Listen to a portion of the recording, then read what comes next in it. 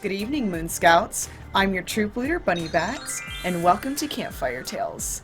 Come sit close to the fire and listen to what I have in store for you tonight. The Hound Walks in Dreams, written by RCain Tales. The outdoor light shone only a small patch of ground during that quiet rainy night where I found Miss Tompkin wandering alone through my second-story window. She mewed like a wet, cold, lost kitten, calling for her husband. "Ed, Eddie, where are you? I gotta go home now, Ed," she cried in her soaked nightgown. I felt sorry for her, but I knew Mr. Tompkin would come out and bring her back in. She would get confused often and accidentally leave her house sometimes. Though he was used to her behavior, he was still a bit old and slow to come to her aid. I might have gone out to help her, but I wasn't sure what I could do without being dressed myself.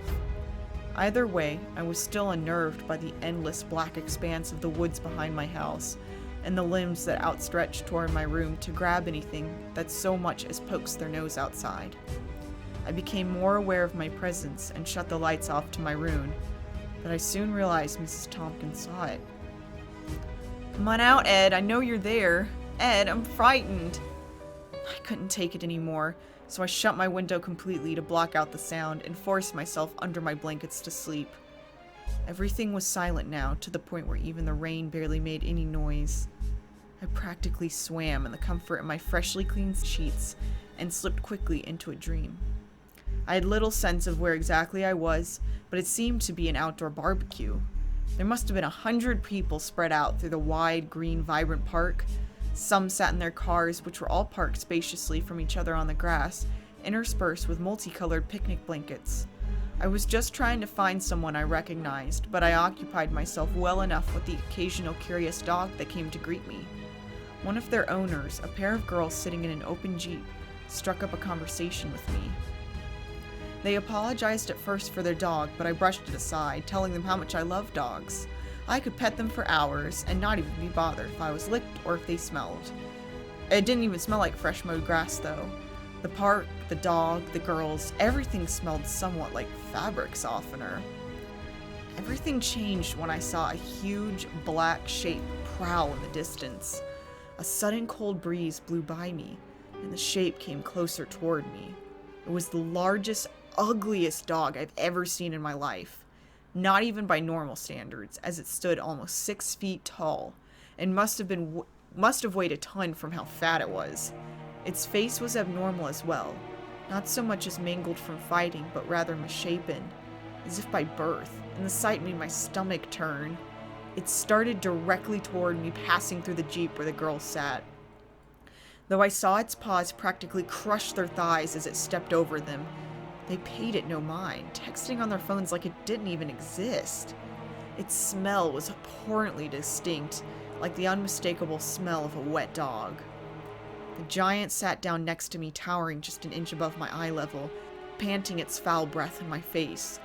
To my surprise, however, it gently pressed its body against mine. I felt its shockingly soft fur as I pet the animal, brushing my hand past the thousands of water droplets on its back. The way it flinched with every touch indicated to me that this animal must have been mistreated somehow. Who could possibly stand against a beast this size? Though it began to relax near me, I became more and more aware of the sharp fangs inside its powerful jaws and the thick muscles beneath its pelt.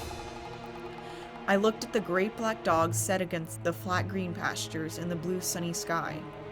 Its head hung low and looked away from me as though it could sense my growing fear. Perhaps it was all too familiar with rejection, and it disappeared behind one of the cars. The smell lingered on, however, and still clung to my nostrils until I finally woke up. My eyes adjusted to the darkness about my room, and my other senses returned to the waking world with the soft pattering of rain. Once again, I smelled the scent of freshly cleaned sheets as I breathed a sigh of relief. I hoped the rain would lull me back to sleep, but I was afraid to slip back into the same dream where the hound would find me again.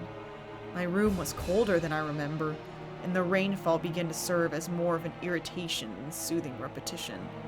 Eventually, I realized why as my reflective pause turned into horrifying revelation. I jumped out of bed and looked out the window. Mrs. Tompkin was gone. but I could barely see the faintest streak of red along the patch of ground lit in my backyard. I slammed the window shut and locked it tight for good measure.